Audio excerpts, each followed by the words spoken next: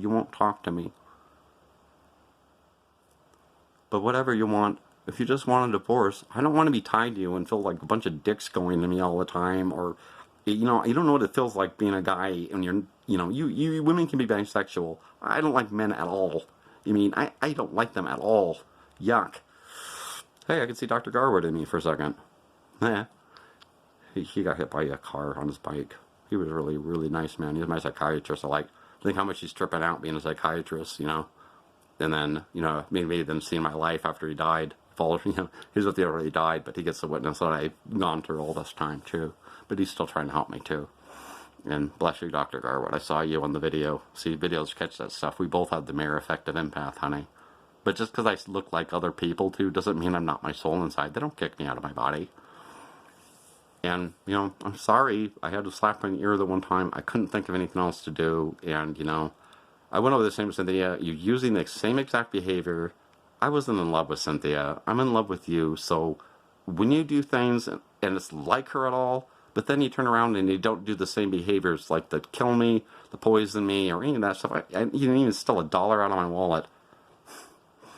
I mean, you had to ask, you felt like you had to ask me to get change, you know, around the house. And it's just like, it's like our money. It's like we're married, you know, I got you a bank card or something if they weren't robbing our key bank. And we've been through a lot. I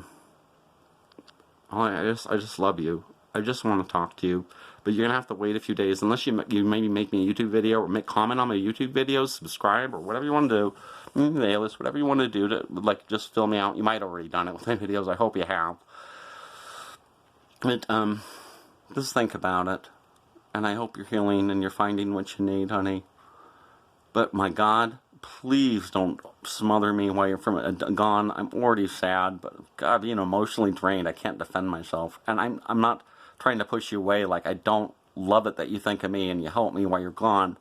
It's just that it's exhausting, honey. It drains my energy. But Cynthia, or it may not even be you, but I'm just getting drained by Cynthia so bad. It's just not working very well.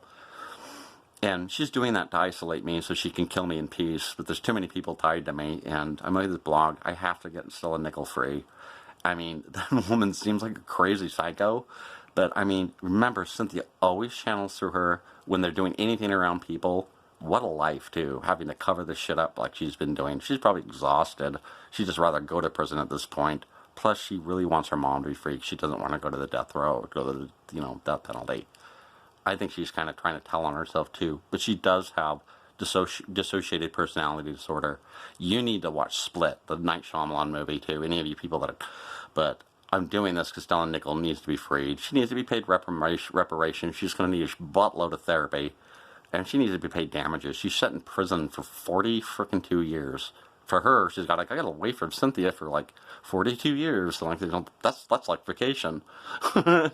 But, you know, she just bothered her the whole time. And the whole time she's in there, you know, she's channeling through her, making her look like a murderer, you know? And then she's actually a really nice lady when you psychically talk to her. But on the videos and stuff, that she looks like a crazy psycho. That's Cynthia. That's channeling through her. She channels through so many people in my family. I know she does it. I can see her. But I can prove it in court. And I'll show what we can do with cameras and our infrared. You can go testify against her. But I can prove it in court that she's harassing people or badgering them, trying to control them. And they know there's a set of vampires. And she's not following their orders at all.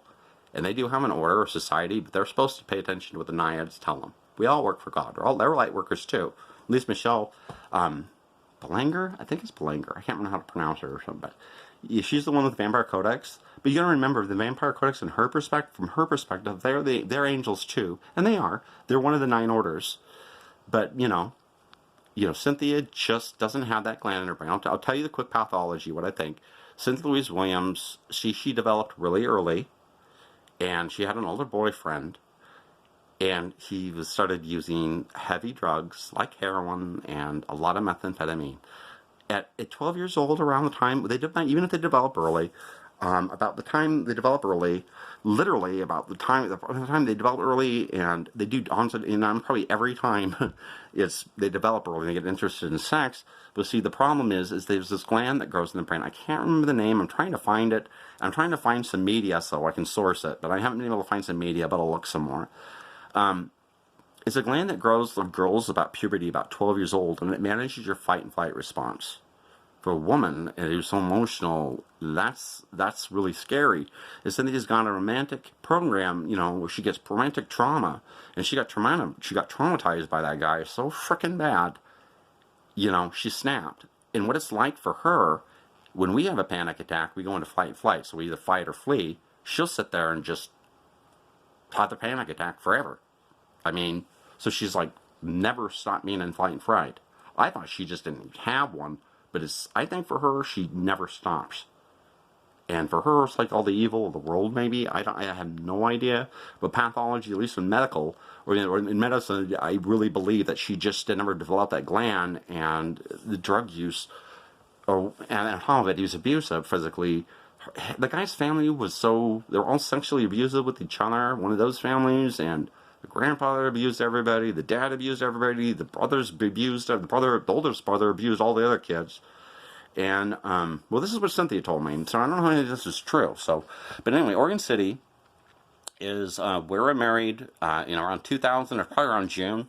I think on June 12th, or June 20th, I believe, maybe it was what it was, or June 22nd. But she had a birthday, Cynthia Louise Steinhauer, or was Cynthia Louise Monlux, Monlux. And anyway, her juvenile record from Multnomah County, when she got felony charges like 2004 or something, she got felony assault, all this felony drug charges. She got charged with prostitution. It brought up her Multnomah County the record. But the other thing is, people that know that Cynthia kind of screwed me over and trying to help me out, they were putting media. And this time, when they put the documentary about Stella Nickel, and I think it was on ID channel, ID Discovery, or whatever that channel is. When they showed the documentary again, they showed her surviving daughters, and it was Cynthia and her sister Jennifer, and they actually use those names still. I don't know what Jennifer's name is, but their parents, Jennifer and her parents, well, I thought her parents was Patricia Williams and Vince Williams. When I looked at the family photo, I could see Roxanne and Wendy. They look like Patricia